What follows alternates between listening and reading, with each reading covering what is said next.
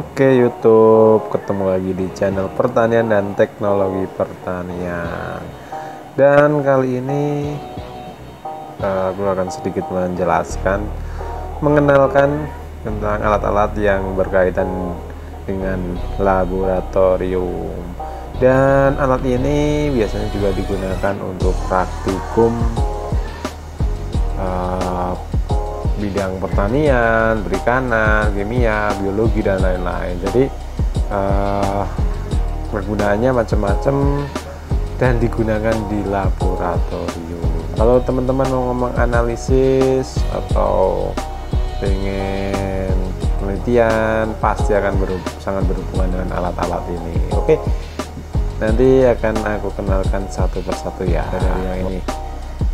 Ini namanya mortar dan penumbuk. Jadi kegunaannya untuk menghaluskan bahan seperti misalnya pupuk atau daun atau tanah dan lain-lain. Jadi kalau misalnya di analisis tanah, ini pasti akan digunakan untuk menghaluskan tanahnya. Jadi kalau saringan tanah itu kan kalau di laboratorium ada yang 0,2, 0,5 dan lain-lain. Jadi dihaluskan pakai alat ini. Jadi ini namanya mortar dan penumbuknya. Oke, next. Sekarang ada gelas ukur. Gelas ukur bentuknya memanjang dan ada ukurannya di sini. Ini ada yang 10 mili, ada 25, yang kecil ada juga yang 5 mili kalau nggak salah, sampai yang ukuran 2000 mili ada. Jadi dari yang kecil sampai yang besar ada. Jadi ini fungsinya adalah untuk mengukur cairan, suatu cairan yang akan digunakan di suatu praktikum atau penelitian. Oke, next.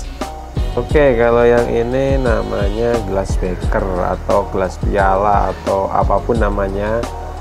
Ini kegunaannya untuk seperti memanaskan air atau menjadi wadah apa. Jadi kayak gitu. Ini sama-sama ada ukurannya, hampir sama dengan gelas ukur. Cuman kalau ini tidak direkomendasikan untuk mengukur karena tingkat keakuratannya lebih rendah daripada gelas ukur ya. Jadi ini untuk wadah, untuk mencampur bahan kimia dan lain-lain. Ini namanya gelas beker. Ukurannya sama, ada yang 50 mili, 100 mili, ada 500, 250, ada yang 2000 dan lain-lain. Jadi ukurannya juga bermacam-macam. Next, di sini ada Erlenmeyer.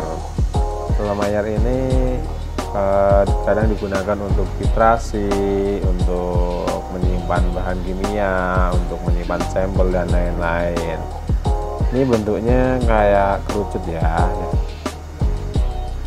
Ini juga ukurannya ada yang kecil 50 kayak gini, 50 mili, 100 mili, 250, 500 dan masih banyak ukuran yang lain sampai yang besar. Alat laboratorium yang lain selanjutnya adalah corong kaca. Corong kaca ini juga ada yang ukuran kecil, ada juga yang ukurannya gede. Oke, kalau yang satu ini namanya adalah Petri dish. Kalau yang ini ukurannya sekitar diameter 10 cm.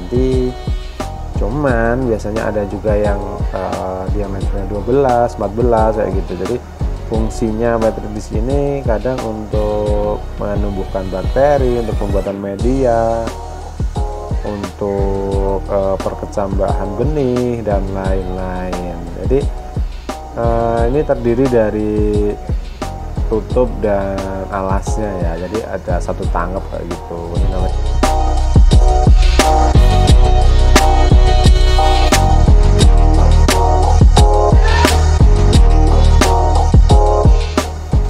Dan kalau yang satu ini bukan piring ya. Bukan piring untuk makan kayak gitu. Cuman ini namanya gelas arloji. Ini macam-macam sih kegunaannya, cuma kadang untuk tutup, untuk apa ya, praktikum tanah dan lain-lain, banyak fungsinya nih.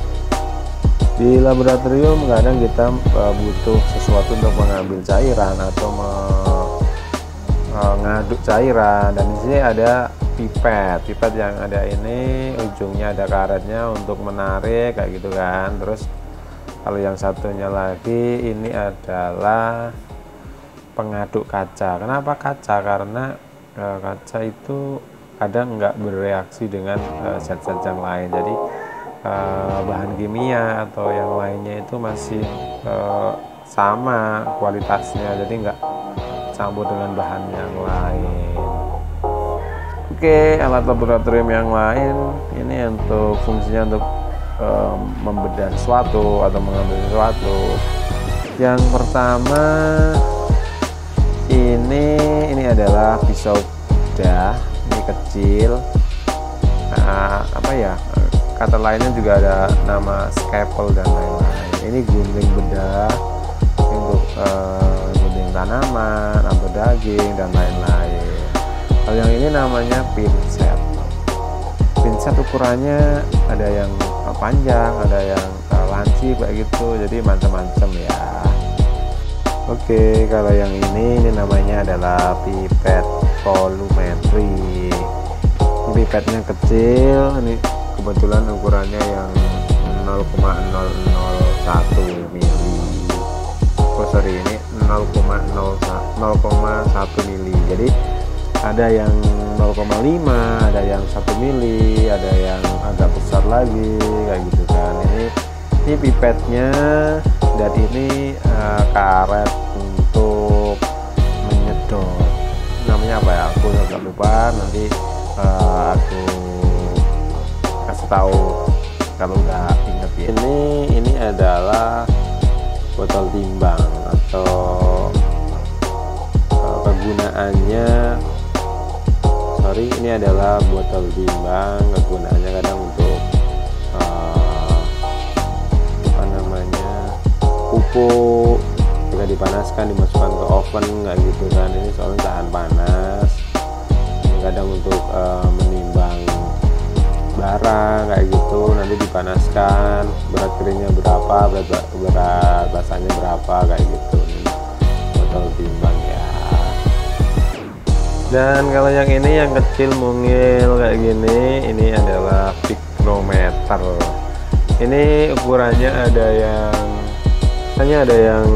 25 mili, ada juga yang 50 mili. Yang satu ini bentuknya emang agak-agak unik ya, bagus juga sih, antik. Ini namanya calcimeter bro. Calcimeter kegunaan juga biasanya untuk praktikum tanah, untuk uji tanah dan lain-lain. Dan kalau yang ini walaupun warnanya berbeda, cuman ini namanya sama. Ini namanya botol reagen. Ini berfungsi untuk tempat atau wadah untuk penyimpanan bahan. Dan kalau yang ini yang bentuknya kayak labu ini, ya emang labu. Ini namanya labu ukur ya, atau labu takar kayak gitu. Jadi ini berfungsi untuk pencampuran bahan kimia atau tempat bahan kimia kayak gitu. Jadi ini ada penandanya ini kayak gini. Nah di sini misalnya ini ukurannya 250 ya, ini 250 ya, 250 ya sampai ini kayak gitu. Kalau yang ini ukurannya 100 sampai mana ya, ini ada penandanya kayak gitu. Jadi harus pas, benar-benar pas, supaya bahan yang dicampur itu juga konsentrasinya tepat kayak gitu. Dan kalau ini adalah lampu spiritus. Di laboratorium banyak digunakan untuk pemanasan atau pemanasan sesuatu kayak gitu ya. Jadi biasanya ini ada judulnya yaitu K3 dan kasar SPS kayak gitu.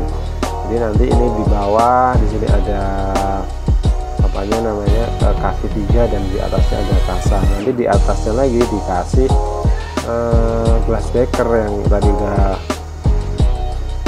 Oke, ini lampu spiritusnya. Dan kalau yang ini bentuknya agak panjang kayak gini ya, panjang. Ini namanya tabung ukur.